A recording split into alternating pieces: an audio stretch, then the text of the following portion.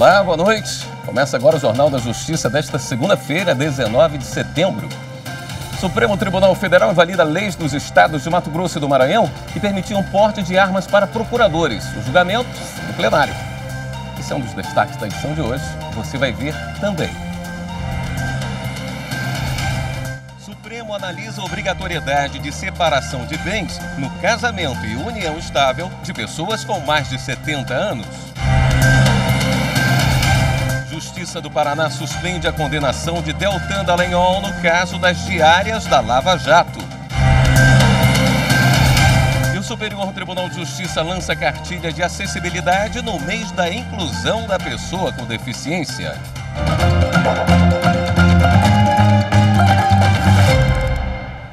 O Supremo Tribunal Federal reiterou a inconstitucionalidade de normas estaduais que autorizavam porte de arma para procuradores. Foram invalidadas nesse julgamento leis de Mato Grosso e do Maranhão. A decisão foi tomada em sessão no plenário virtual. A discussão chegou ao Supremo porque o Procurador-Geral da República, Augusto Aras, ajuizou ações diretas de inconstitucionalidade em que questiona leis de 11 estados que tratam da organização de suas procuradorias gerais ou advocacias gerais e instituem entre as prerrogativas funcionais do procurador de estado o direito ao porte de arma de fogo. Segundo Aras, os dispositivos legais afrontam a competência da União para autorizar e fiscalizar o uso de material bélico e para legislar sobre a matéria. Ele enfatiza também que no exercício dessa competência legislativa foi editado o Estatuto do Desarmamento, de caráter nacional, que estabelece o processo para tirar esse tipo de licença e relacionou os agentes públicos e privados que podem ter porte de arma, sendo que nesse rol a categoria de procuradores do Estado não foi incluída. O relator dessas duas ADIs é o ministro Ricardo Lewandowski, que aceitou os argumentos de Augusto Aras. No voto, ele ressaltou que a jurisprudência do STF é pacífica no sentido de reconhecer a inconstitucionalidade formal de leis estaduais que versem sobre material bélico. Nesse sentido, além dessas leis de Mato Grosso e do Maranhão, já foram declaradas inválidas leis de Mato Grosso do Sul, Tocantins, Alagoas, Espírito Santo, Rio Grande do Sul e Ceará. Lewandowski destacou ainda que o poder dado aos estados para decidirem sobre a segurança pública não se sobressai ao interesse mais amplo da União. Acrescentou também que, nos termos do Estatuto do Desarmamento, o porte funcional de arma de fogo outorgado em razão das atribuições do cargo ficou essencialmente restrito a categorias específicas, dentre as quais não constam os procuradores de Estado. O voto do relator foi acompanhado pelos demais ministros. E os ministros do STF também validaram mais normas estaduais que fixavam alíquotas maiores para energia elétrica e comunicações. Dessa vez foram consideradas inconstitucionais leis do Paraná, do Amapá e do Amazonas. A decisão terá eficácia a partir do exercício financeiro de 2024. O Supremo levou em consideração a segurança jurídica e o interesse social envolvido na questão em razão das repercussões aos contribuintes e à receita dos três estados, que terão queda na arrecadação e ainda poderão ter que devolver valores pagos a mais. E também no plenário virtual, os ministros do Supremo Tribunal Federal estão analisando o regime de bens nos casamentos e nas uniões estáveis de pessoas com mais de 70 anos. O relator e mais dois ministros já votaram pelo reconhecimento da repercussão geral da matéria. Em plenário virtual, os ministros do STF analisam o debate em torno do Código Civil, que estabelece a obrigatoriedade do regime da separação de bens no casamento da pessoa com mais de 70 anos e da aplicação dessa regra às uniões estáveis. No voto, o relator ministro Luiz Roberto Barroso considerou que se trata de questão de relevância social, porque a definição do regime de bens aplicável às uniões familiares contraídas por maiores de 70 anos produz impactos diretos na organização da vida da sociedade brasileira. Tem também relevância jurídica, porque a questão guarda relação com a interpretação e o alcance de normas constitucionais que asseguram especial proteção a pessoas idosas e ainda a relevância econômica, porque a tese a ser fixada produzirá impacto direto nos regimes patrimonial e sucessório de maiores de 70 anos. Por isso, ele afirma que o tema tem repercussão geral, ou seja, deve ser julgado pelo STF. O caso é sobre uma ação de inventário em que se discute qual regime de bens deve ser aplicado à união estável que se iniciou quando o homem, que já faleceu, tinha mais de 70 anos. Em primeira instância, o juiz considerou válida a união estável e o regime de comunhão parcial de bens, reconhecendo à companheira, que está viva, o direito de participar da divisão dos bens. Os filhos recorreram e conseguiram reformar a decisão. O Tribunal de Justiça de São Paulo, embora tenha reconhecido a união estável, aplicou o regime de separação de bens. Até o momento, Barroso foi acompanhado por Alexandre de Moraes e Dias Toffoli. O julgamento tem previsão de encerramento no dia 29 de setembro. Se reconhecida a repercussão geral, os ministros passam para o julgamento do caso concreto, ou seja, sobre qual regime de bens deve ser adotado para as uniões de pessoas com mais de 70 anos. Justiça do Paraná suspende a condenação de Deltan Dallagnol no caso das diárias da Lava Jato. Detalhes no próximo bloco. Até já.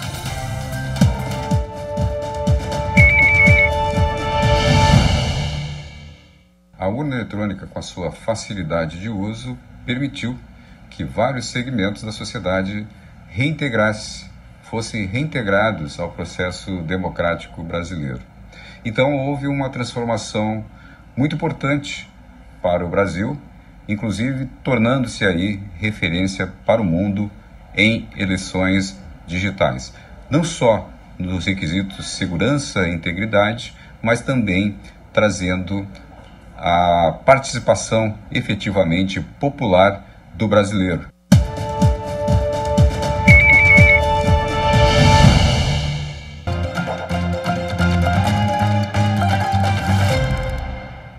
A Justiça negou o pedido de liberdade de Rony Lessa e Elcio Queiroz, acusados de matar a vereadora Marielle Franco. A decisão do juiz Gustavo Gomes Calil da 4ª Vara Criminal do Rio de Janeiro. Ele argumenta que a demora na prestação jurisdicional foi por causa da defesa dos acusados, que interpôs sucessivos recursos. A Justiça aceitou manifestação do Ministério Público Federal no Paraná e suspendeu nesta segunda-feira a condenação do ex-procurador de Justiça Deltan Dallagnol no caso das diárias da Lava Jato. Deltan Dallagnol foi condenado pelo Tribunal de Contas da União no mês passado a devolver R$ 2.800.000 em diárias pagas a outros procuradores da Lava Jato.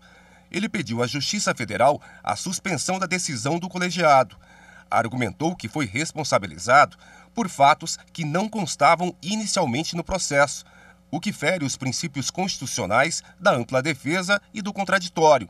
Reforçou que o TCU recusou realizar perícia ou cálculo pela área técnica, o que era necessário para verificar a existência dos supostos prejuízos. O juiz federal Augusto César Pancini Gonçalves concluiu: diante das manifestas ilegalidades apontadas, não me resta alternativa a não ser deferir a liminar. Por isso, determino a imediata suspensão do acórdão. A terceira turma do Superior Tribunal de Justiça decidiu que a ação de reintegração exige citação de todos os que exercem a posse simultânea do imóvel. Por unanimidade, o colegiado reafirmou que, na hipótese de mais de uma pessoa exercer a posse do mesmo bem, conhecida como composse, a decisão judicial de reintegração deverá atingir de modo uniforme todas as partes ocupantes do imóvel, configurando-se caso de litisconsórcio passivo necessário. Numa situação de composse, o litisconsórcio passivo necessário é como o próprio nome já diz, ele é necessário que todas as pessoas que serão impactadas pela decisão judicial quanto ao imóvel ao qual elas têm a posse, elas participem do processo. Então, elas têm que ser avisadas de que existe aquele processo e que haverá uma decisão judicial para que elas apresentem a defesa, apresentem todos os argumentos que podem fazer com que elas permaneçam com a posse daquele imóvel ou não. O processo teve origem quando o proprietário do imóvel ajuizou ação de reintegração de posse contra uma mulher que, segundo ele, seria a matriarca da família. Como não houve contestação da citada, o juízo de primeiro grau decretou a revelia e julgou a ação procedente. Depois de iniciado o cumprimento de sentença, as outras 3 pessoas da família protocolaram petição contra a decisão do juiz.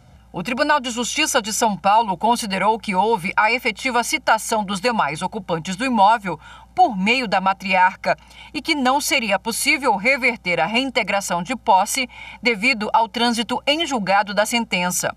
Num recurso especial destinado ao STJ, as 3 pessoas sustentaram, entre outras coisas, que não foram citadas para contestar a ação de reintegração de posse, de modo que deveria ser reconhecida a nulidade da sentença e dos atos posteriores com a devolução do prazo para a apresentação de defesa.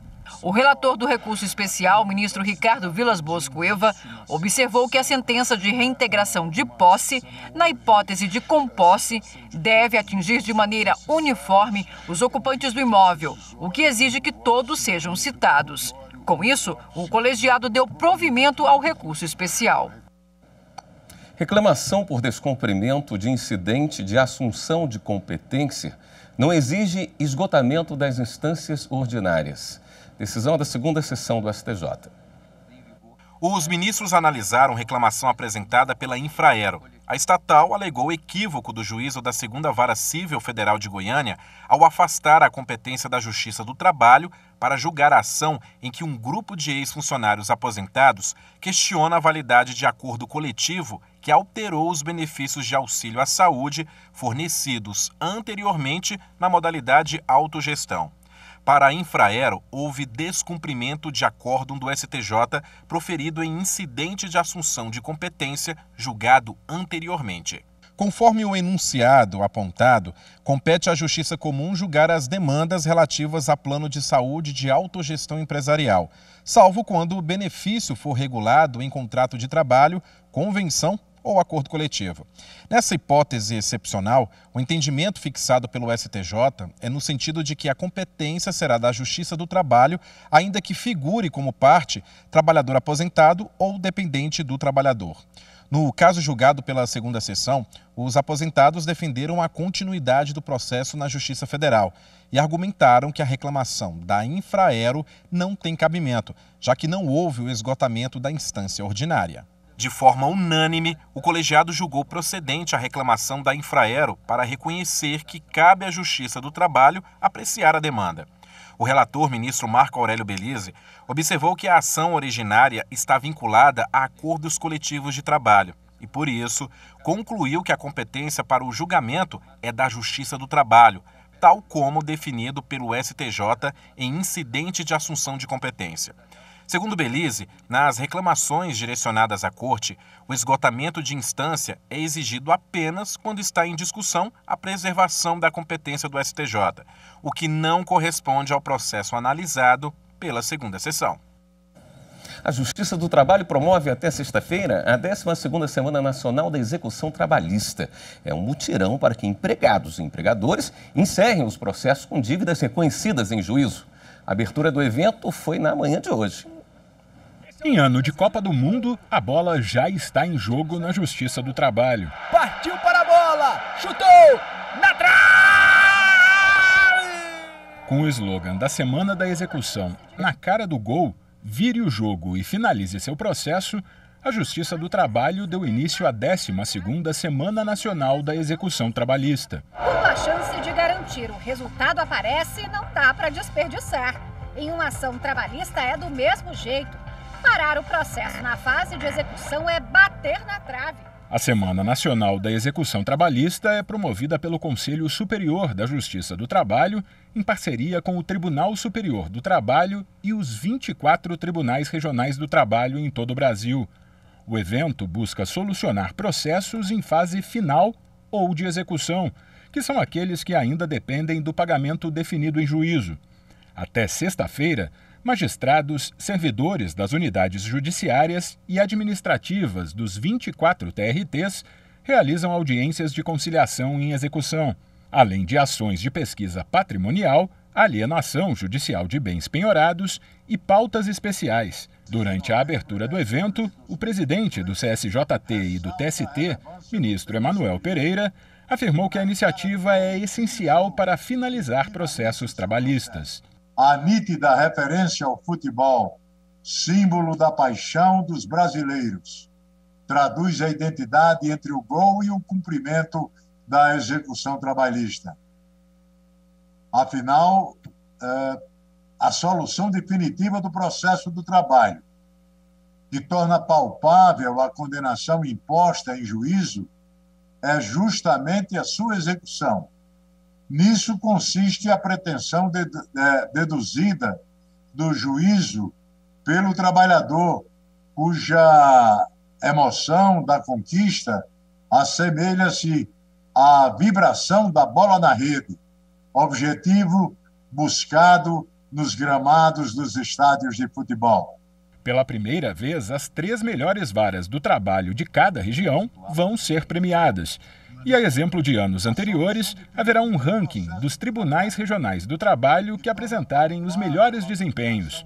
O coordenador da Comissão Nacional de Efetividade da Execução Trabalhista, ministro Cláudio Brandão, explicou que o critério adotado será a movimentação de processos. Temos uma grande semana pela frente, com o desejo que, ao final, nós tenhamos uma vitória, presidente, não de partes em si vitoriosas ou perdedoras, mas sim a vitória da instituição, a vitória da cidadania, a vitória do resgate daqueles processos que muitas vezes ficam a depender de uma iniciativa da vara ou do juiz, ou mesmo da parte, para que possa, enfim, ter o seu caso solucionado. Também estão mantidas as atividades como maratona de pesquisa patrimonial, leilões eletrônicos nacionais e mutirões para a liberação de pagamentos por meio de precatórios e de alvarás.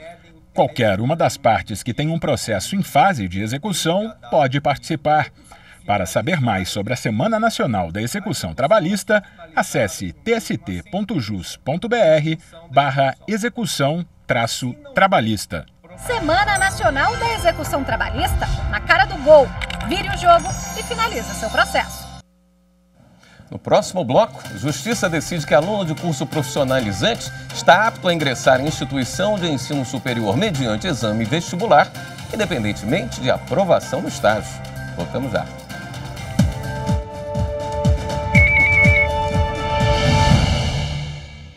O sistema eletrônico de votação no Brasil foi instituído no ano de 1996. E desde então, não há qualquer situação comprovada que possa pôr em dúvida a confiança das urnas eletrônicas. O voto eletrônico é sim auditável, na medida em que os órgãos de controle e fiscalização contribuem com a Justiça Eleitoral para fins de declarar a aptidão das urnas eletrônicas para receber e colher os votos dos cidadãos.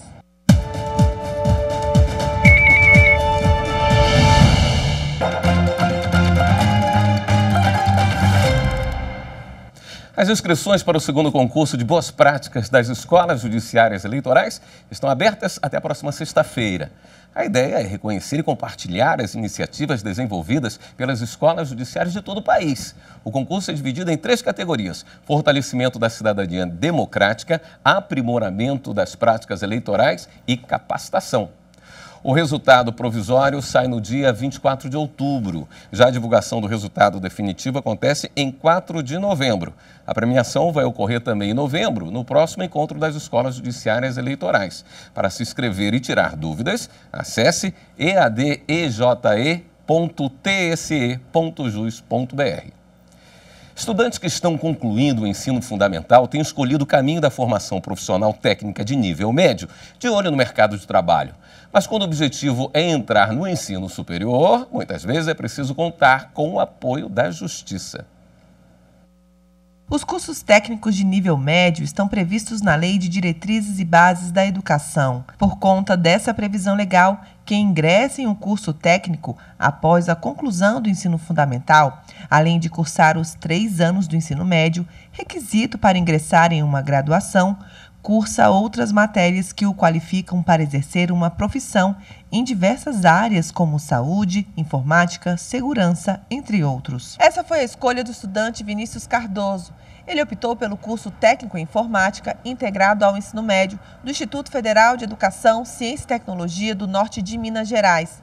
Mas, ao ser aprovado no vestibular da Universidade de Brasília para cursar turismo, foi impedido de se matricular ao argumento de que não apresentou um certificado de conclusão do ensino médio válido. Ao tentar se matricular, Vinícius entregou o histórico escolar parcial do Instituto Federal, que comprova o cumprimento de toda a carga horária do ensino médio, com aprovação em todas as matérias.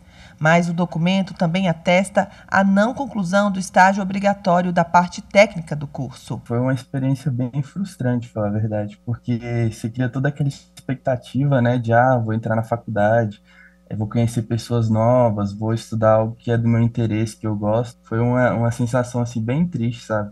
E eu fiquei até mal por alguns dias, porque, assim, eu tava achando que eu consegui mesmo, sabe? Eu tô tentando entrar na faculdade desde 2020 e não consigo pela questão da documentação mesmo. O caso foi parar na Justiça e a 5ª turma do TRF da Primeira Região entendeu que Vinícius tem sim o direito de se matricular com o documento apresentado. O relator do processo, desembargador federal Carlos Augusto Brandão, ressaltou o entendimento consolidado na súmula 35 do TRF1 de que, concluídos os estudos do ensino médio, o aluno do curso profissionalizante está apto a ingressar em instituição de ensino superior mediante exame vestibular, independente da aprovação no estágio, que só é necessário a habilitação técnica do estudante.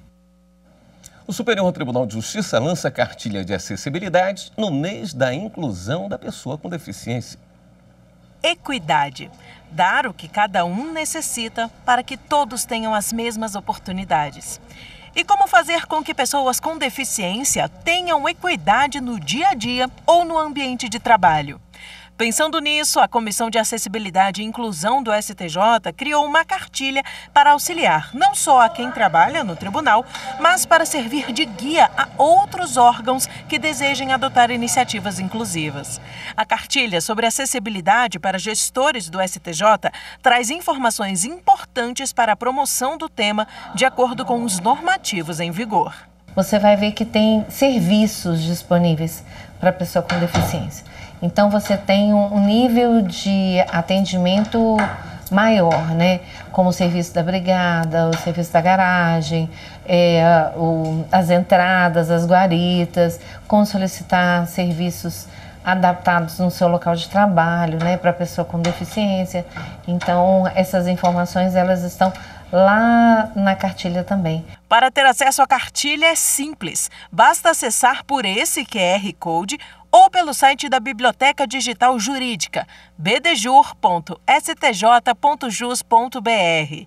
Na página, selecione Repositório Institucional do STJ, Acessibilidade e Inclusão. Em assunto, digite cartilha, selecione Pesquisar, cartilha sobre acessibilidade para gestores do STJ e faça o download do arquivo. E tem mais. Em parceria com a Coordenadoria de TV e Rádio do STJ, o conteúdo da cartilha foi transformado em 7 vídeos apresentados de forma bem didática.